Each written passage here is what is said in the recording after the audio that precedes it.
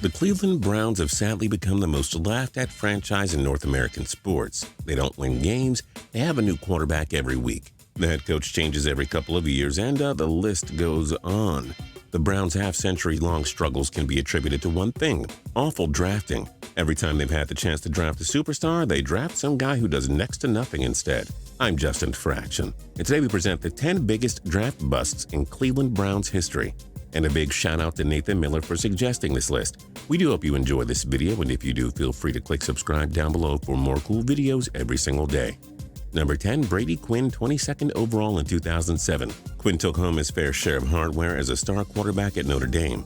Some scouts believed he could have gone first overall, but as luck would have it, he fell to Cleveland with the 22nd pick. Boy, that was a big mistake. Quinn was only the starter for one season. He'd play a total of 14 games for Cleveland, tossing a total of 10 touchdowns and 9 interceptions.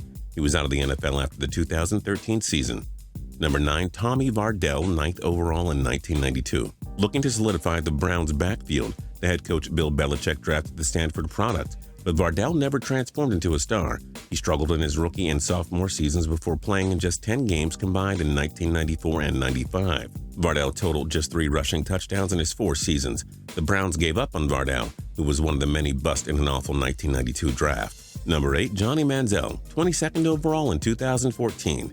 Manziel became a college football sensation at Texas A&M, winning the 2012 Heisman Trophy. But some were worried about how he transitioned into the NFL, so he fell all the way down to the Cleveland Browns at 22. And boy, was it ever a disaster. Manziel partied excessively, broke team rules, skipped concussion protocol, and got into trouble with the law. He played in just 15 games for them and was released after becoming nothing but a troublemaker. But because he wasn't such a high draft pick, Manziel at least avoids being in the top 5 on our list. Number 7, Mike Junkin, 5th overall in 1987. The Browns thought Junkin would be a force after witnessing his 4 dominant years as a linebacker at Duke. Cleveland even traded up to land Junkin with the 5th selection, passing on future Hall of Famer Rod Woodson, who went 4 spots later. Junkin played just 15 games over a 2-year stretch with the Browns. Injuries held him back, and he never did much when he was on the field. Number 6, Justin Gilbert, 8th overall in 2014. A unanimous All-American selection in 2013, Oklahoma State cornerback Justin Gilbert was undoubtedly the best available at the position. Cleveland traded up to grab Gilbert, and it was a huge mistake. Gilbert struggled to stay healthy and spent just 2 seasons with Cleveland. They were so desperate to get rid of him, they traded Gilbert to the arch-rival Pittsburgh Steelers for a 6th-round pick. To make matters worse, 7 of the next 9 guys taken after Gilbert became Pro Bowlers, so yeah. Number 5, Barkevious Mingo, 6th overall in 2013.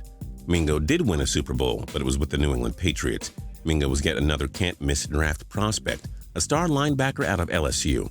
He spent 3 seasons with the Browns, but it didn't amount to anything. Mingo registered just 7 sacks in Cleveland and was traded to the New England Patriots. At least he has a cool name. Number 4, Gerard Warren, 3rd overall in 2001. Warren looked like the ideal candidate to anchor a defensive line at 6'4", 330 pounds. But hey, 7 of the top 10 picks in 2001 went on to become Pro Bowlers, but Warren wasn't one of them. Warren spent 4 inconsistent seasons with Cleveland, failing to come around as a star. He played for 3 more teams before retiring after the 2011 season. Number 3, Trent Richardson, 3rd overall in 2012. Alabama produces a ton of NFL superstars. Running back Trent Richardson was supposed to be one of those stars. Cleveland took him with the 3rd pick, but it didn't go as planned. Richardson showed promise in 2012, rushing for 950 yards and 11 touchdowns. But after a slow start in 2013, he was shipped to the Indianapolis Colts for a 1st-round pick that became Johnny Manziel. Richardson was a complete bust in Indianapolis and last played in the NFL during the 2014 season, a tenure both the Browns and Colts would love to forget. Number 2, Courtney Brown, 1st overall in 2000. Once the best defensive end prospect in the country, Brown was supposed to go on to bigger things in the NFL. He was a consensus All-American in 1999 and won plenty of awards and honors in college. Cleveland was sold on making Courtney Brown a Brown, but he simply flopped at the professional level. Brown only played in 1 full season as he struggled to stay healthy. He played just 5 seasons in Cleveland, then left the NFL after 1 season with the Denver Broncos in 2005.